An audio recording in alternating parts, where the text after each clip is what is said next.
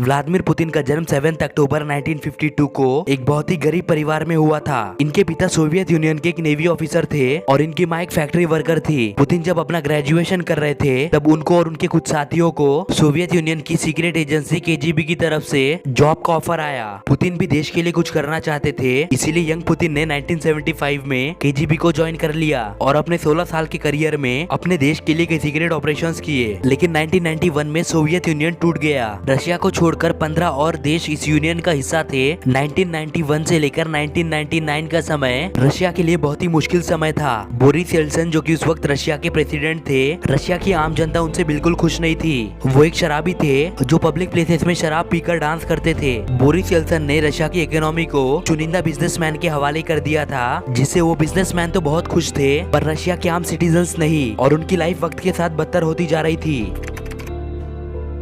और यही Vladimir Putin की एंट्री होती है पॉलिटिक्स में। 1991 में सोवियत यूनियन के टूटने के बाद पुतिन ने केजीबी छोड़कर पॉलिटिक्स में एंट्री ली और डेप्यूटी मेयर बने पीटर्सबर्ग के। बहुत ही कम वक्त में पुतिन ने पॉलिटिक्स में बहुत बड़ा नाम बना लिया था। बोरिस येल्त्सिन ने उनका इमेज रशिया की आम जनता के सामने सुधारने के लिए व्लादिमीर पुतिन को 1999 में रशिया का प्राइम मिनिस्टर बना दिया। रशिया में इंडिया की तरह नहीं है, इंडिया में ज्यादातर पावर प्राइम मिनिस्टर के पास होती, वहीं रशिया में ज्यादातर पावर प्रेसिडेंट के पास होती है। पुतिन प्रधानमंत्री तो बन गए थे लेकिन इससे वो खुश नहीं थे। उनकी नजर प्रेसिडेंट की कुर्सी की तरफ थी। वो बस एक मौके की तलाश में थे और वो मौका उन्हें मिला जब चेचन्या के लोगों ने रशिया में बॉम्बिंग करवाई। इन बॉम्बिंग्स पे रशिया के 300 से ज्यादा सिटीजन्स की जान गई। पूरा रशिया गुस्से में था। वो चाहते थे कि रशिया ईंट का जवाब पत्थर से दे और पुतिन ने ऐसा ही किया। पुतिन ने टेलीविजन में आकर एग्जैक्ट ये लाइन्स कहा, ये लोग जो ये सब कर रहे हैं वो जानवर नहीं बल्कि पागल कुत्ते हैं और इन्हें पागल कुत्तों की तरह ही ट्रीट करना चाहिए। पुतिन ने रशियन सिटीजन्स के मौत का बदला लिया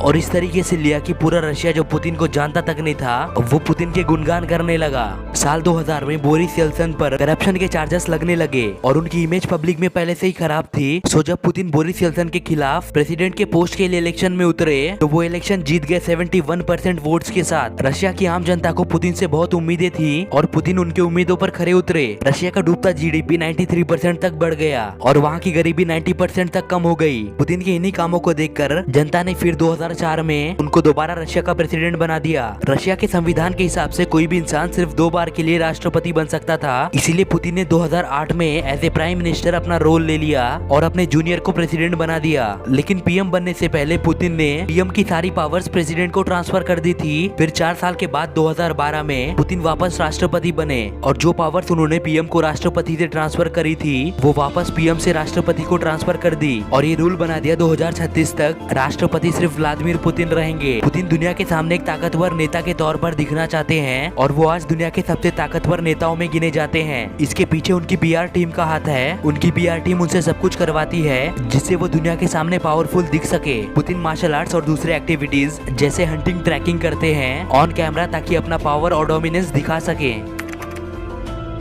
पुतिन की रशिया में बहुत चलती है। इसके मेनली 3 रीजंस है। नंबर 1, रशिया की मीडिया जो पुतिन को पूरे रशिया में एक सुप्रीम और स्ट्रॉन्ग लीडर की तरह प्रेजेंट करती है। नंबर 2, पुतिन के पास खुद की साइबर आर्मी है जो पुतिन के इशारों पर कुछ भी कर गुजरेगी। नंबर 3, वॉगनर ग्रुप ये पुतिन की प्राइवेट आर्मी है जो सिर्फ पैसों के लिए काम करती है। रशिया को शुरुआती जीत दिलाने में यूक्रेन वॉर में इसी ग्रुप का हाथ था। तो दोस्तों ये था एक छोटा सा video Russian president Vladimir Putin की लाइफ के ऊपर। अगर आपको वीडियो पसंद आए तो लाइक शेयर कमेंट सब्सक्राइब कीजिए। बहुत जल्दी मिलते हैं नेक्स्ट वीडियो में।